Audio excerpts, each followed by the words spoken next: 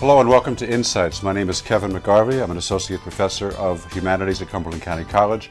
And our guest today is Professor John Gibbs, a real campus legend. Professor Gibbs was born in Camden. He grew up in Haddonfield, graduated from Trenton State College, went to the University of Wyoming, graduated from there in 1965, spent 1 year teaching at Elmira College in 1966, and came to Cumberland County College in September of 1967, the summer of love. That means that he is beginning his 46th year here at the college, and we just did some math before the show began and determined that he has had approximately 20,000 students since he has been working here at the college. Professor Gibbs, it's a pleasure to have you with us today. Thank you, Mr. McGarvey, but I can't imagine, aside from a nice trip down memory lane, what value my presence is going to be, but I'll try to be entertaining. Professor Gibbs, when I'm out in the world, whether it's a Wawa or a Home Depot, I have people approach me all the time, and they ask me about various professors, and I'm not flattering you falsely when I say that I am asked more questions about you than anyone else at the college. I don't think a week ever goes by without somebody saying, "How's Professor Gibbs? I had him 20 years ago. I love him. I still remember Wuthering Heights. I still remember Young Werther." At least once a week I hear this. That's nice to hear. Obviously, I encounter somewhat the same thing, only in my case, it's "Do you remember me?" And I have to say, the face is familiar, but 20,000 names is an awfully lot to try to recall. You probably remember all 20,000 names, don't you? Yeah, right. Professor, how has the college changed since you've been here? You came in 1967. How has the college changed physically? Physically, tremendous changes. When I came on campus, there were 5 basic buildings. All the classes were held in the academic building. And we had the library, the administration, the student center, and the maintenance building as well. And that was it. Actually, my recollection is that we didn't have paved sidewalks for about a year and a half. I think I've seen those pictures. And the parking lot was not much to speak of either. Who else is still here on campus from those earliest days? Bill Olivero, of course, was here the first year. The very college. first year. He teaches biology. And, of course, John Adair and I came to Cumberland together. In 1967? Yes, absolutely. And our night librarian, a part-time position, is Richard King, who was here from the first year the college started, but he retired full-time several years ago. And I see him, and he looks like he's about 45 years old. I know, so he looks great. He's yes. Dorian Gray. He stopped aging entirely. I know, he's fantastic. How about socially? How has the college changed? Well, if you can imagine, we had a little over 1,000 students. Now we have 4,000. But it's changed in other ways. Actually, in the early days, I would argue that many of the students, a good third of the students were over 25. That's no longer as true. We still get older students, but we get a lot more students just out of high school. Mm-hmm. That alters, as I'm sure you are aware, the nature of a class. But I think the thing that you mentioned, the fact that I taught for a year at Elmira, and I enjoyed that, but at the time it was an all-women's college, and they were all 18 to 22, and they all came from upper-middle-class homes or upper-class homes, and they didn't get in unless they had a certain SAT score. Mm-hmm. And there were no male voices except mine. As you can imagine, teaching literature can be a little difficult when you have only one perspective. Well, let's get into that a little bit later. We both teach literature. I'd right. like to hear about your views on how to teach. But socially, once again, we have a lot of younger students. We have a higher percentage of students that are coming right out of high school yes. into Cumberland. And yet we still have that diversity in the classroom. Most of our classes, we have students that are 18, and we have students that are 30 and 40 and 50 and yep. 60. And I think you find, as I do, that that's a wonderful mix. It sure is. The thing that most impressed me when I'll never forget the first night class I taught here. And I walked into, it was a speech class, and I walked in, and there was a lady there that was 65 who was on the local board of education. And there were kids who were 18. And it's marvelous to see the interaction and the response. And 45 years later, that's still the case. You get that interaction, you get that response, and I think they appreciate each other. And that's a marvelous mix. I don't believe you get that in a lot of four-year colleges and universities. I think in that sense, the community college has an advantage over those institutions. I agree with you entirely. I have some classes in which I have Iraqi veterans, Right. Afghanistan soldiers who have arrived home. We have many people whose kids have grown and they've come back to school in their late 30s, early 40s, and they're all in the same class. And it really is, the word diversity, with all of its connotations, is the greatest strength of the college. But it can be amusing sometimes. Last fall I had a student, and when I was going through the names the first day, he said, "Mr. Gibbs, you had my grandmother." And I thought, I really didn't need to hear that. Professor, what are your favorite courses to teach? What courses do you teach, first of all? I teach the standard composition courses, as do you, English 101, English 102. I teach masterpieces of Western Lit and have for 35 years, I think. I teach, of course, the genre courses, short story, drama, and poetry. Poetry is probably my favorite genre course. I love it. Because I love poetry. But actually, I love English 102. I find it a very satisfying class because what you discover, and I'm sure you know this, is that for a lot of students, this is their first experience with literary analysis. And once they get the hang of it, they find it really interesting, and the responses you get, I think, are very good. And I encourage them to be as individualistic in that response as much as possible. Now, you know we have to give the research paper in English 102, and I do. But I don't want them relying on what some critic says. I want to know how they feel about the work. And I always tell them at the beginning, it's nice if you volunteer, but I'm going to call on you because I'm assuming you've read the work because it was assigned. And I rarely have a problem with that. They do the reading and they do have something to say. And I find that the most fascinating thing at all. But that's the most fascinating thing about teaching, isn't it? Well, a couple of things. You've had 20,000 students, which means that there are people right now watching television, probably wiping tears away from their eyes because they're seeing you and remembering some things that you said in class. It is interesting that jump between English 101 and 102. In English 101, and for our viewers who aren't familiar with the courses at the college, 101, for the most part, the students are writing about themselves. They're writing from their own experiences.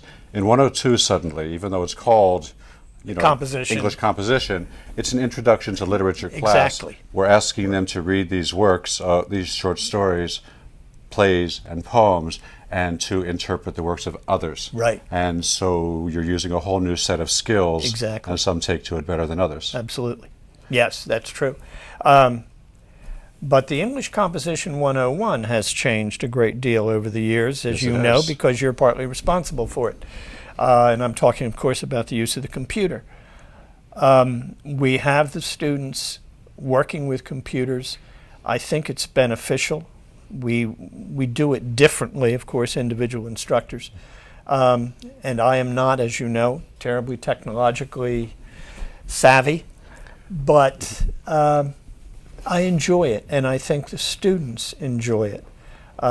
It gives them a different kind of opportunity. As you said, they write about themselves in English 101 and their own experiences. And I think using the technology is part of that experience for them. I'd like to know how you think that technology helps things. When I was hired, and you were on my hiring committee, sir, in the fall of 1987, I was hired because I knew how to use a Macintosh computer. Right. I knew how to use a little Macintosh 512 black and white computer with a 5-inch screen, and that made me the computer expert. And we all started using computers in English 101 over the next few years. How has that changed things? We're all doing it now, 24, 25 years later. Is technology in the classroom a good thing? Computers in an English 101 class? Oh, I think obviously, partly, of course, because it is the vogue, and it's going on in the society, and if they don't know how to do it, they're going to be at a loss when they get out of here, so obviously it's good for them in that way. But I think it's good in another way. It seems to me that I detect with students using computers a comfort that they didn't. You remember when we used to give an in-class paper and they had to handwrite it. Now they can use the computer to do that. And I think they are more comfortable that way. And I think it adds to their assurance. But you really have to ask them about that. We used to spend 2 weeks at the beginning of each semester teaching the students how to use the computer. And well, now they all have iPhones and smartphones that are more powerful than, Univacs of a few years ago. So they all know how to do it. Professor Gibbs, what makes a good teacher? What makes a good teacher? I have this conversation with students a lot. I advise education majors. I'm one of those people who believes that if you don't love what you're doing, you shouldn't do it, especially as a teacher. If you don't love it, you shouldn't do it. If you don't love it, if it's not your entire life. Do you feel that way? I think that's the clue. I think that's the clue. As you said, if you don't love it, you shouldn't do it, and that's especially true with teaching. First of all, you have to like people if you're going to be a teacher. And you have to be able to relate to them. And I think they have to believe, and I feel this very strongly, students have to believe that you want them to succeed. Mm-hmm. And if they don't believe that, the whole thing isn't worth it. Well, as you know, I instituted the individual conferences in the division many, many years ago. And I think it's wonderful, and we still do it. Not all schools do this, but we all maintain with our composition students always at least one individual conference each semester. Mm-hmm. And I, of course, like you, encourage students to come in at any time, my office hours, or if they can catch me, if they want to talk about something, because I really believe that the one-on-one is what makes a good teacher. Mm-hmm. Classroom is very important, obviously, but if the student doesn't feel that he or she can talk to you, then they're not going to do as well as they could, I think. Professor, you still love what you do. Oh, sure. I walk by your classroom sometimes and I hear you, and there's an expression, mailing it in. You have never mailed it in. Okay. And as long as you're here, I don't think that you will ever mail it in. No. Some people in all professions do that. Some teachers do that. You still love what you're doing. You teach as though it's the very first year you were doing it. I've heard you. I hear students tell me all the time, you love what you're doing. Yeah. Well, if I didn't, frankly, I'd retire. Mm-hmm. Did you have a teacher? Did you have one professor when you were in college or perhaps in high school that made you look at the world in a whole new way and made you want to become a teacher? Absolutely. I had my French instructor in high school, a marvelous woman named Italia Britannica de Vos. Italia Britannica de Vos. And Madame de Vos, I'll never forget this. After the first day you were in French class, when you saw her in the hall or she saw you outside the building, you held a conversation in French, not in English. Once you were in her French class, you spoke French. But she made it so interesting, and she had such a bubbling personality. And in college, I had a history prof. I was a history major as well as an English major as an undergraduate. Dr. Ernest Sixta, who was unfortunately killed in a bus accident the year after I left Trenton State. He was also the advisor to my fraternity. Magnificent man who appreciated history and what it meant, and he could make students care about it. And that's That's what we're here for. That's if it, you isn't it? can't make people care, then you should get the heck out. That's it, isn't it? Yeah, it is. I had a professor like that when I was in college. I did my master's at Kutztown University in Yes. Pennsylvania, and I had a professor named Al Thomas, who could not have been more unlike me. He was a weightlifter, an old, bald weightlifter, but he loved words. And I can remember him jumping up onto the table and screaming, "I love words, I love words." And all the other students thought he was crazy, and they would sit there sleeping, and I was fascinated. I would watch him and think, this is what I want to do. Yeah. This is what I want to do. Yeah. Have you always known that this is what you wanted to Actually, to no. do?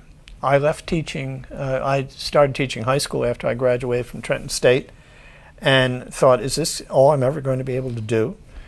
And I ended up getting a job editing at Kroll Collier Books in New York City, and was there for a couple of years. And then my friend Art Collins, the late Art Collins, whom I taught with here, proposed a trip to California in his new Volkswagen. And on Sunday morning, we woke up at a little place called Vitavue, right between Laramie and Cheyenne, Wyoming. And you looked on the right and you saw Medicine Bow National Forest. You looked on the left, you saw Laramie and the university. And I said, if I ever go to grad school, this is where I'm coming. And it was the only place I ever applied, and they accepted me and gave me an assistantship. Fantastic. Arthur Collins, what a wonderful son. Professor, we have to take a break. We'll come back, and I want to talk about the theater and your role in it when we do. Sure. Okay? Thanks.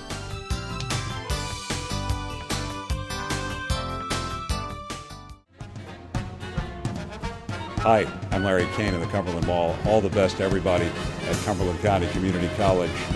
Your success begins there.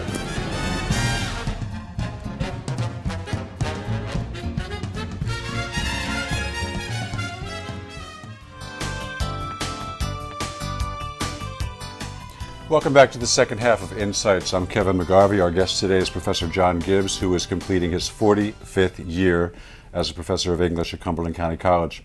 Professor Gibbs, we were talking before the break about great teachers, what makes a good teacher. We both have students that plan to become teachers. Right. What should they know? What skills do they need? Truthfully, what do I they think need in their there are hearts? two basic things. Number one, you have to know and love the subject you teach. That's an absolute requirement. But the second is, as I mentioned before, you have to care about the students. If you don't care about educating and making people learn, you're wasting your time in the teaching profession. I'll be honest, I don't think some of the people who go into the profession these days should. And they go into it because it pays a heck of a lot better than it did when I started out. And that's not a good reason to go into any profession. You have to remember that presumably you're going to spend the rest of your life doing this. You've got to love it. If you don't love it, it's lost. That's the way I feel. You have to love it. Oh, yes. You have to love it. You can't just be interested in it. You No, have to no, love it. you gotta love it. It has to be your Right, life. I agree. And once again, I think everybody watching us has a favorite teacher. I think every one of us can remember someone like the people we were talking about that touched them, that reached them 15, 20, 25 years ago, and they never forget. Right, but that's something you can't teach. Right. That's the personality of the individual. And as I'm sure you can, I can think back and remember about various personalities of various teachers from the time I was a little kid. And things I liked about them and things I disliked about them. That's what engraves them in your memory. But as I said, I think the most important thing is that they have in common a love of what they teach and a knowledge of what they teach and care for the students. That's it, in a nutshell. You know what's so interesting to me? The things that we think are so important quite often aren't what the students remember. I will often run into a student in a grocery store, and he'll say to me, "Professor McGarvey, I remember the time you said," and tell me something that I said at 8 o'clock one morning, some throwaway line, and he says, "That changed my life. I think about that all the time." And the stuff that I wanted him to remember went right I know, down a hole somewhere. Right. But he remembered something like that. So we always have to be ready. We're always, we have important roles in society, and we need good teachers. I'm glad you mentioned that business of important roles. In many respects, I think teaching is like acting. You're on all the time. From the moment you walk into the classroom, you're on. And they're watching you. And they're expecting certain things from you. And you better deliver those things. And that's what the teacher does, if he or she knows what they're doing. Mm-hmm. Do you do it consciously? No. But again, this comes back to what you said about this is who you are and this is what you love doing. And that's great. Mm-hmm. And I hope that's what most of our students remember about us, that we loved what we did and that they enjoyed it. And that we helped them make some sort of a connection with something that they didn't know existed before. Sure. Right. I want to change the topic a little bit. You love the theater. Oh, yes. And I don't love the theater. I love drama. I'm not a fan of musicals. I went to see Phantom of the Opera a few years ago. I think I was asleep about 10 minutes after it started. Oh, dear. But you're a big fan of the theater. Is there anything right now that's happening that is exciting to you? Well, I shouldn't tell you this. My feeling about Phantom of the Opera was similar to yours. I didn't fall asleep. But I thought the greatest thing about it was when they came down with that thing and almost hit the people on the stage. I think I was asleep. And it was, that was exciting. But it was not something I wanted to see again. On the other hand, I've been 4 times to see Les Miserables. Uh-huh. It is the best musical since West Side Story, which I saw 4 times when I was in college. And that's really saying something. And I love Les Miserables. But most of the time, like you, I really prefer plays to musicals because a lot of musicals are fluffy. Yeah. And a lot of that's spectacle, nice. a lot of light, a lot of glitter. You've got to remember that you understand as a literature teacher. Literature does 2 things. It entertains and it enlightens. Musicals, with the exception of something like Les Mis or West Side Story, rarely enlighten, they entertain. Sure. But the play will both entertain and enlighten if it's good. And that's why I share your view that serious drama is more important. But serious drama also includes good comedy. Mm-hmm. A good comic play is very good. I'm very excited right now. There's there's a revival of Death of a Salesman. I bought a ticket last night. I'm going up next Thursday. I teach all day. I'll drive to New York 85 miles an hour to watch this and then try to get home in time to get a few hours of sleep to work the next day. But Philip Seymour Hoffman is playing Willie Loman. Oh, he's very good. And I'm very excited about that. Yeah. Death of a Salesman, I know you and I have had this conversation over the years. It's not one of your favorites. Not my favorite play. To me, it's a manual of how to live. And it's almost a cliche, but you can buy a microwave oven and it comes with a manual. But you can have children and I do not, as I've said to you many times, I do not like Death of a Salesman on stage. On the other hand, I've taught it many times and I'm teaching it now in my drama class. It's a good play to teach and students respond to it. I don't think there's any question about that. On the other hand, as you know, I'm a great Tennessee Williams fan. And as am I. At the same time, I love Sophocles. I love Shakespeare. I love Molière. I love, with drama you can find so much to enjoy. When I was a kid, I was a movie buff. But when I discovered theater, movies didn't have the same thrill for me anymore. I wanted to see it alive. I wanted to see it on the stage. I wanted to see the actors. And as I've matured, I've realized there's so much more that goes into it. Well, we're going to come to that in just a few minutes. We only have a few minutes, Professor. I called you a legend before, and forgive me all the things the connotations there, but who are some of the legends at CCC, whether they're with us or not? You've been here since the year after the college opened. Can you think of some people that, I can. if you mention their names, our viewers will sigh? Professor Audrey Knapp taught Western Civ Yes. to a whole generation for 25 years. She was marvelous. Yes. She's living now in Florida. And she used to have the students coloring those maps. They were walking by and they would all be coloring the well, maps. in those days, at least, students knew geography. Now they don't, as I discover. Dan Sherwin and Jason Arrett, two of the greatest math professors. And two of the greatest people. Dan loved, oh, they were. Greatest Dan people. loved They theater. Are. They still are. I was going to say, they still are. Dan still teaches for us occasionally. And, in our own division, of course, the late Nancy Kozak, who was one of the greatest people in the world. She was my first office mate when I came here. Nancy Kozak and I, we were office mates for a number of years. Yeah. And Arthur Collins, you mentioned before. Arthur, of course, was my dearest friend, and he's the reason I came here. When I was looking for a job, he said, "Come on down. I'm working at a place. I think you'll like it." And I came down, and I liked it.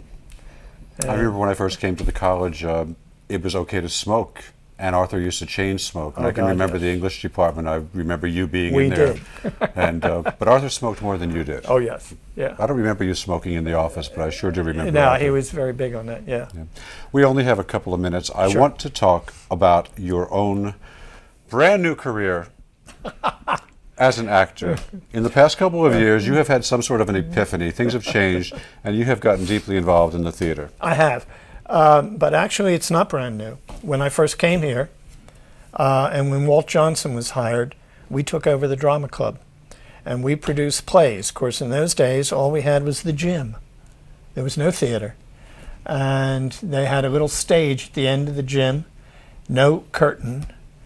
But we managed to put on... That gym could be dreadful. We had a few graduations there. The rain, it would be 120 degrees, and people sitting on the wooden bleachers. We managed. There were no bleachers. We put on productions, and you had to put... The maintenance people had to put up chairs. Hundreds of chairs. But we did it for 5 years, and we did it successfully, I can say. But I acted from the time I was in high school. And I always loved acting. And partly because I love the theater. But the last few years, thanks to that lady, Debbie Bradshaw, who is in charge of our theater program, she is an ex-Broadway person, and she loves the theater. For those in the county that don't know, Debbie Bradshaw's productions at the college are... Well, she not only does a wonderful job here, she was nominated for a national award, and she went to the Northeast Regionals with all people from four-year colleges and universities. And we beat the stuffings out We were of the them. only county college there.